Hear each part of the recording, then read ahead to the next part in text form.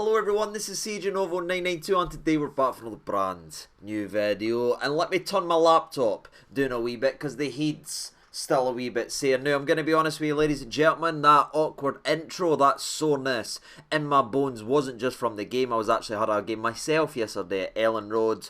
I'll let you know when I can post the reaction how it actually went. But I'm feeling very fragile. The voice is gone and then I need to watch Rangers play in league football. It's not great. And I thought maybe, just maybe, with what I gave and how sore I am to the actual footballing gods yesterday, that they would smile in my favour in terms of Rangers and give me something to be happy about, something to smile about. But by God, did I not get that, as I got a constant reminder of every ounce of failure we had this season. It was sprinkled in that 94.5 minute match. But maybe it wasn't what we wanted, but maybe it was what we needed, as we needed to end this season in terms of league football with the right mentality of where we are, who's no that guy anymore. And that game, ladies and gentlemen, again, every little aspect of it was the foundations of our entire season. There was good moments, there was bad moments, there was defensive shambles, there's a fullback that can't stop a cross, there's another fullback that doesn't ken how to defend a ball coming across his 6-yard box, and we've got a striker, ladies and gentlemen, that can't put the goals or chances away to wrap games up, whilst the other number 9, as fate would have it, is the one we all wanted in our Rangers shirt in January. But aye, that didn't happen. And look at the results. And I do actually find myself naturally drawn to Cyril Dessers versus Lawrence Shankland, because there is so much into that. And if you pay attention to Rangers, if you care about Rangers, there is so much in that bread and butter right there. And you kind of look at this game and you kind of look at this season and maybe look at the failures of the season without actually looking at that. Because on one hand, you've got who we've got in the team, and on the other hand you've got the guy that a lot of people actually wanted, and he punished us and showed us, for a guy that can't run and he can't move and he's a slow penalty merchant, the big man Sterling didn't have trot away from our backline, our youthful backline, in terms of Leon King, who's meant to be pacey, he's meant to be that. He ran right away for him and ran through one-on-one with Jack Butland, gave him a fake shot and then dinked it. Aram, that isn't what you want in your team.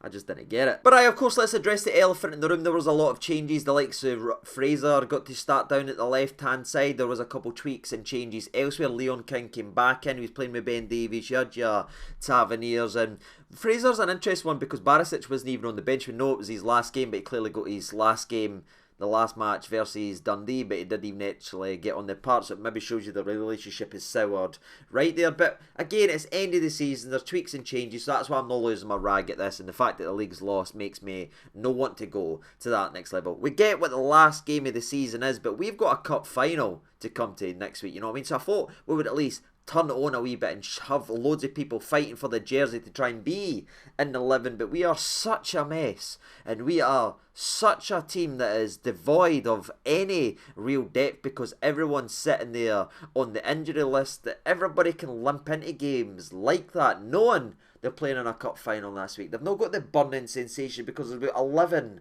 first team players out, and when you've not got competition for places, when you've not got fear of losing your spot, you get complacency, and that's what we've seen recently, and that's what we saw in this game. As the start wasn't great, Hearts had a couple wee opportunities, a wee snapshot. Eventually we started to turn it on. Scotty Wright does a nice little turn, has a shot that goes just wide. You're thinking, right, here we go. And then the 12th minute of the game comes, ladies and gentlemen. Do you know how we talked about the foundations of our season, the good and the bad? A lot of that has been refereeing decisions, as well as, for me, and I'm not saying this as a sour grapes thing or anything like that, we should have had a clear as day penalty kick, and I still don't understand why this isn't a penalty kick, because if you look at it, right, it's a cross coming into the box. Is there a clear strong pull on the t-shirt? Yes. Is it stopping the momentum of the player trying to reach the ball? Yes. Does it stop him from getting the ball and possibly scoring a goal? Yes. So if you've got 3 yeses to all those questions, how can a VAR official look at that and say, no, it's not a penalty? For me, it's clear as day, and yet again VAR gets something wrong. But do you know what's sickening about this country and the way it's run and the officials and the dreadful standard we have got? What will happen is, and it's in about a month's time when they do a monthly review of VAR incidences, and they say we had 87% right and everything like that, but we apologies to A, B and C as we got that one wrong. Well, in about a month's time you'll read about this game, you'll read about this incident, and you'll say verdict wrong, and it'll be like a penalty should have been given to that. The referee should have been told to go to it. That's what will happen, ladies and gentlemen, and they'll tuck themselves in the night saying, yay, we've done something right, and slap their hands like a couple seals in the actual SFA and everything like that. But again, it's meaningless to the actual game. The problem is still the referees. You've just gave them their toys to actually play with. But again, the last thing I will say about the penalty that we were robbed of in this game is I'm still extremely old in the mindset that the guy in the whistle in the middle of the park has to have the say on the incidences. I feel like he should be told to go to the monitor and make the decision and match the self. Somebody sitting in an office, sitting playing computer games, flashing air every time he dies on Warzone to see what's going on, shouldn't he have the final say? If the ref's the guy in charge, let him make the decisions. I think if the referee goes and looks at that, he's clearly going to give a penalty, or at least I'd hope. But it's got to be said, the penalty miss didn't actually negatively affect the squad. We were still building momentum. Scotty Wright done a couple nice things, winning a dangerous set piece that we wasted, of course, because we're Rangers. Football Club Desser's actually done alright to get a wee snapshot off. You're thinking, right, the goal end up spills it, almost go to Cantwell. We're starting to play well. Dessers is bringing people in it. He's looking really good. He's trying really hard. He just needs that goal. And then Ross McCausland runs out anywhere, puts pressure on Hearts, forces the mistake, gets his head up, his young head, looks up in the ground, passes it, ladies and gentlemen, making up for the mistake he done last week versus Dundee. He's actually learned from his mistake and put the team first for once, giving an easy goal to Cyril Dessers. This is incredible for Rangers somehow, some way. Cyril Dessers has hit that straight at the goalie. He's got the entire goal. See if he hits it anywhere this way, he's gone. But somehow, the number 9 that we spent all that money for is kicking it back towards the goalie for 7 yards out. It's another open goal. It's another golden opportunity that the big hard-working guy we all want to love has missed. And it just shows you that there is the summary of our season, because what happens less than 2 minutes later, ladies and gentlemen, that's why the comparisons, that's why I'm frustrated, that's why I always talk about Shankland. It's this, if you're paying attention, they missed a chance to put us ahead. What happens less than 2 minutes later? There's a simple ball to the back line that beats Rangers because it's sitting there looking like a snake. There's no line, there's no talking between the back line. They're all at different stages, and Shankland goes and eats that and just peeks out the back of the massive gap in the Rangers defence, sitting there looking like Pennywise looking through frickin' sewer, and he just goes and he runs and he runs. It's not the prettiest run I've ever seen, but he runs through and he gives a wee bit of a little feint with his shot that gets Butland to dive, and then he just dinks it at him. And like I said, one shot for Shankland, one goal. 3 for Dessers so far, 0. 1 opportunity in the goalie, 1 goal for Shankland, 1 open goal for Dessers, 0 goals. What can I say? I mean, technically I could say that's the difference a clinical finish can actually make, but how many times and how many years and how many times we need to sit here and have the exact same conversation, you know what I mean? I'm so glad we spunked money in January on the Portuguese Scott Wright, bringing him in for 6 months, paying extortionate wages and extortionate loan fees to bring him in when he's not got a goal scoring ratio. He's not fixing the errors or glaring holes in the squad. We've done that again because it's nicer on paper and it gets more headlines, it gets more clicks, and because of our recruitment in the entire league. And some of the fan base continuously turns up their nose to a guy who scored 31 goals this season for a Hearts side that at least 8 times in a league season will get run over by the Old Firm. He's got to do that in the other actual games when he doesn't get any service versus the Old Firm. The goals that the man actually scores, a guy that's going ahead and won 2 Player of the Year awards this season. We turn our nose up, but we get excited and we talk about guys that score 2 goals a season, failing at 4 different clubs in his last 5 years. We then talk about someone else that's been relegated for the Serie A. We get excited at all this crap because of a different league, and it sounds a wee bit different. Sometimes what you need's in front of you, and what we've needed for a long time is a clinical goal scorer. Who's the best clinical goal scorer in this country? It's Shankland, but we didn't get him. and it's probably a timely reminder that he hurt us the day. But before we go into half-time, there was another 2 opportunities for Dessers to miss. One of them where it gets played out to Ross McCausland. He drills it right into the 6-yard box, and Dessers goes with his wrong foot, his right foot, and hits it a mile over the bar. Now, the offside flag did go up, and you could see Dessers saying, please be me, but it wasn't him, it was Ross McCausland. But again, as in terms of a finisher, how's he not scoring for 6 yards out? Again, that's 2 6-yard opportunities that he's no put away, and then just before the end of the first half, he's actually played through it, it bounces, he runs through, forces the keeper into a good save, I'd say. Now, that was eventually given as a foul, but if he puts that into the back of it, I think VAR's going to go back and look at it and see there's no contact between Dessers and Kent, so it wouldn't have been a foul and the goal would have been given. But again, you've got to put the ball in the back of net to fix those mistakes. Our striker just never ends the first half, 1-0 to Hearts, where they've had 1 shot on target, 1 goal. We've had 5 shots on target, no goals. Now, thankfully, Ross McCausland was actually really turning it on, and it's good to see him bouncing back and starting to play really well again. Young player, up and down, up and down. We're going to need to get used to this as he finds himself in his first professional season playing at the top flight level, and it's really great how he does it. He ends up flicking it. Now, it is a bit of a high boot, but considering he's 5'2", how high actually is it? There's zero content with Cochrane, who I think is expecting the contact, and he goes down like...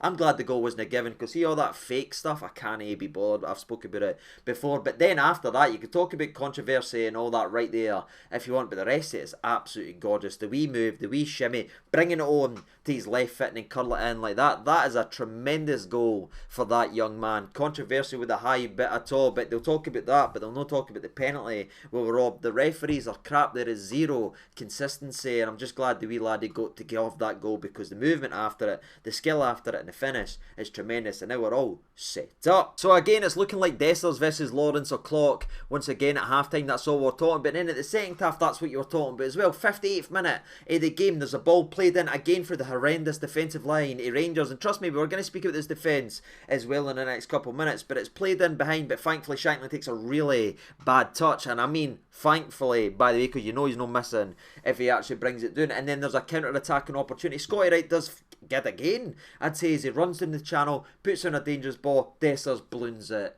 at the bar. Again, 5 minutes after that, wee Fraser down the left-hand side, robbed of an assist on his first official start in terms of the league, as he gets down the left-hand side, plays a good ball into Dessers, and what seconds maybe at Dessers, and his first touch, boom, it's like Velcro on the old chest. He brings it down perfectly, he sets himself about 8 yards out this time, and he shanks it with his left, and hits it about 10 yards actually wide, and you're thinking, I'm sick to death of this, but it's important that you didn't ignore it, or you can't be, or give up on it because you can't be bothered, because this is what's haunted us all season long. Dessers has done great in some moments, but when we aren't great as a team, we've needed a striker to put us on his back and carry us over the load, score the big goal when we're not playing well, scoring the goal to get us this, and he's not done it near consistently enough, and this was just another timely reminder, ladies and gentlemen. And because of that miss, the laddie doesn't get the assist that he deserves, and that was his last action in the game as he subbed off for a planned triple substitution. The likes of Dowell, the likes of Silva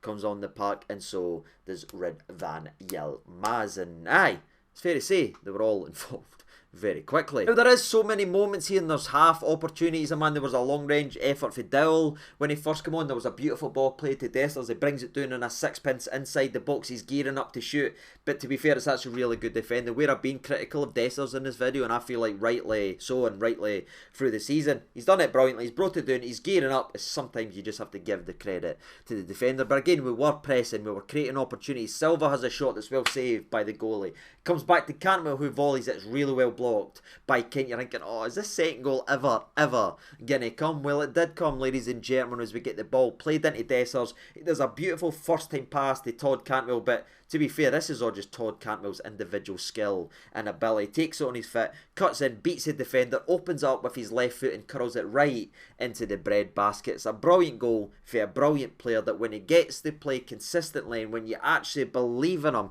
he can show you the quality he showed from January to mid-February before he got injured and ended up missing the next couple of weeks. He's clearly got ability, and for me, him and Lawrence isn't a conversation anymore. Brilliant for Cantwell, deserved his goal, deserved his moment, and Rangers up to that point, for me, deserve the lead. Now, as critical as I have been of Dessers, again, I didn't like him getting substituted off, and that's where it shows you where the problems are with the depth of quality and what we've got off the actual bench. But it wasn't just necessarily the double substitution of Dessers, it was the other one as we took Ben Davies off, which again, I understand he's only a legit first team established centre-back. We're winning, it's the last game of the season, it doesn't really matter, there's a cup final. I get everything on paper that you're going to shout me in the comment section below, but this was the substitution for me that threw away any opportunities, and I'm looking in the eye saying that despite the fact we go and score a couple minutes later through Fabio Silva. But if you look at our back line, we had Ridvan, we had Sterling, we had Leon King, and we had Tavernier. There's no much actual defending there besides the likes of Dujon Sterling. There's no much height there at all, if I'm honest with you. And it looked really weak, and it certainly played like that anyway. But we'll get to that in a minute or two, because Rangers then added to the lead, which should have wrapped this game up. But again, when you've got a backline as weak as that, you're probably going to play yourself into trouble. But it's a great ball in to Fabio Silva. Takes a touch, finishes it brilliantly low, does his wee celebration, does his usual stuff. It was a good goal. He's now scored 6 goals for Rangers, which is more goals than he's ever scored for Wolves. Delighted for him. Hopefully he scores a hat-trick next week. But 3-1 to Rangers. Should be game, should be set, should be match. But it's us, and it's my fault. It's probably my fault, because at 3-1 I started to smile, ladies and gentlemen. And that was ripped away really quickly. And the way that my smile was ripped away was a familiar tale when you're looking at the defender, as Vargas just takes Tavernier for a walk. Right, let's just honestly tell me in the comment section below if you've heard this before. There's a player on the wing running down the right hand side of Rangers, beating Tavernier, crossing to the back post, picking out an unmarked player to hit it in to the back of net. Does that sound familiar to you? Because that's exactly what hit us the day. And do you know what's sickening with how embarrassing we are at defending, and how limp Tavernier is at defending the cross into the actual book, and how bad we are at left backs in terms of it? Because if this is Barisic, we're all slaughtering him. But Ridvan done it on versus Dundee, and he's done it again right here. You've got to be fair with your criticisms, and despite me thinking Ridvan's a better player than Barisic, but that's like me trying to pick which one of the ugly sisters for Cinderella that I actually think is the hottest, you know. I mean, it's not really much of a conversation point in terms of that. But in terms of this game itself, 30 seconds before they've put the ball into the back in the net, to make it 3-2, what did they do? They took Tavernier for a walk down the channel, chipped it to the back post where the ball just missed Shankland's foot. It just missed them like that. We nearly conceded with the exact same move, and then 30 seconds later, it happens. Again, if you're a winger of any quality, you've got to lick your lips looking at this Tavernier and say, I can beat him. Just get to the back post, because there'll be nobody there for the defensive end, and I'll beat Tavernier 9 times out of 10. That must be what they're actually thinking, and it's a shame, and I hate to say that, because Tavernier's provided so many good moments, but this boy has been absolutely dreadful. The best he's looked was a 20-minute cameo where he played at centre-half. Let that sink into the cerebellum, because it doesn't make any sense to actually me. And I just think the defence is shambolic, and I'll tell you my honest opinions. I feel like Tavernier's legs are really starting to go again, ladies and gentlemen. Defensively, he's always been kind of up and down, but statistically he was good at like interceptions and tackles and everything like that. But now he's getting beat with the same stuff air and air again. He just can't keep up with the quick explosive plays. It's just something with age. Somebody stops the ball and then runs. He's beaten. He's lagging behind. He's lagging behind every single time. That's it. You just run up to Tav, size him up, stop, and then sprint. You'll beat him all the time. And you just look at the season's tape and the goals and things we've conceded this season. It might be a decision, and it might be time now to make a decision whether you're putting him in midfield, you're putting him at this right wing role that cuts inside and bees the attacker, because defensively he's a glaring weakness to any winger that can run down the channel and doesn't need to cut back. If they need to cut back, he's actually pretty good in terms of in the 1v1 defender, and I'll say that looking you in the eyes, because again the stats actually show that. But in terms of tracking a man, watching your actual shoulder and actually needing to stop across, he can't do it. But if they've got to cut back and play like the modern winger, he's perfect, because he can get positioned that way. But anything that takes him out that position where he is comfortable, it's glaring. Leon King, we're going to speak about him in the next minute or two as well when we talk about his height. But I really like the laddie. Again, he's a guy that I've met and everything like that. He's a good laddie. He's very funny and everything like that. He loves Rangers to bits. But I'm not sure in terms of the centre-back role. I know he's got a lot of hip. I know he's had a lot of injuries. I just didn't think he's what we need in our team based on the play style we actually have. Because if you think about it, what we need it's two centre-halves that can header the football. He's not a big laddie. It's not against him. He can't do anything about it. Maybe the CDM role, maybe it's in there. You're looking at that. Could he do a similar job to Lunny based on where he's played at the youth team and everything like that? Probably, ladies and gentlemen, because he's clearly got ability. Newcastle scouts were very interested in him. But again, in terms of what we play, up there with everybody bombing forward and the opposition just punting long balls up against him, that will never suit his game, because it's no about getting up there. It just isn't, ladies and gentlemen. Good with the ball at his feet, good at that, but in terms of getting up, he's never going to be what we need in a Rangers shirt unless we partner him with a big monster that's going to win all the headers. But he can't be. I know he isn't right now because, again, injuries and that's why he's actually playing. But I think we might need to do something there. Is it a loan?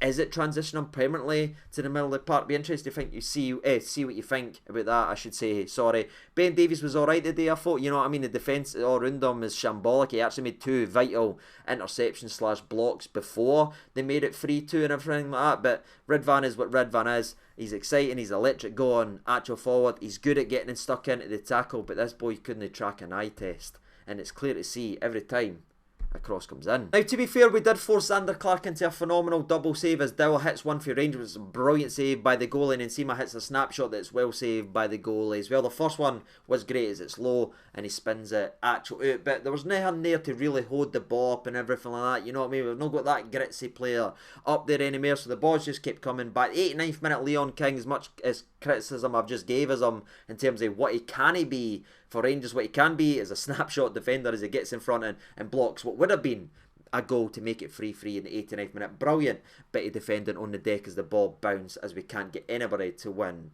a freaking header. And then comes the last moment of the game. It is a one ball from the goalie up in the air. It's coming down with snow in it, and again young Leon King's up there battling Kent Niffy Hearts, who isn't even the most dominant in the air, but shows you the levels there is. He just gets up, beats King far too easily. Now, to be fair, the goal is spectacular as he just runs into it, volleys it into the back of it, giving Butland no chance. Brilliant goal, brilliant finish. But I'm looking at it for a defender. It's another game this season where it's one long ball for the goalie or one long ball for the defence, where our centre-backs can't get up and header the football in a league that's dominated by long balls and big powerful forwards. We still, to this day, do not have a centre-back to actually go ahead and header the football. So that's why I'm looking you in the eyes right now. The conversation point is going to be the striker. It's going to be this, everyone. But what I want for this summer is someone that is known for being an aerial menace. It's got a bit of aerial dominance that can actually win a header. I don't care if he can do 57 keepy-uppies. I don't care if he can't run beyond people and hit a 30-yard bomb right to the right wing, dropping it on a sixpence. I don't care about his assist statistics and what he is in terms of a dribbler. The only thing I want from my defender this summer is some defending and somebody that can get up and header it, because the amount of goals we concede to the simplest of long balls is embarrassing for any club, never mind a club like Rangers that wants to be successful, or apparently wants to be successful and win trophies every single season. And ladies and gentlemen, that was the game, that was their season, and the curtain has came down with a timely reminder, a 94th minute reminder of all our failings. Our defence is embarrassing. It's getting too old. There's not enough strong leaders in that dressing room to get us where we want to go. I thought the midfield was bypassed. Attack is what it is. It's so damn weak. It's so damn embarrassing. I can't wait to this summer not only to get some players back, but just clear out a lot of the guff. Now again, I'm bringing you the video of players that I think will be here next season. My voice nearly went there again. I'm struggling. I was doing a lot of shouting yesterday, you know what I mean? Captain's performance for your boy right there. I'm going to make that video in terms of the ins and outs over the next couple of days, but I'd love to know what your thoughts and opinions are on this game, on this season, and where we go from here, because I'll tell you right now, that team, that performance doesn't win you a cup next week. It needs to be a hell of a lot better, and what would you do better? Let me know your thoughts and opinions down there in the old comment section below, and as always, I've been seeason192. Thank you so much for watching, all the best, and bye-bye.